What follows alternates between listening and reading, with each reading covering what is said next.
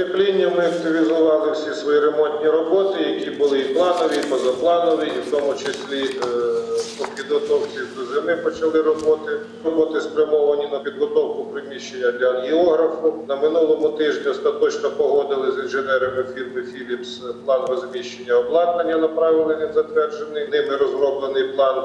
Роботи демонтажні, підготовчі завершені. Сьогодні починаються вже безпосередньо будівельні роботи. Організовуйте сьогодні, набирайте темпи, щоб там по 12 часов у день працювали і краще раніше виконати, чим затягувати.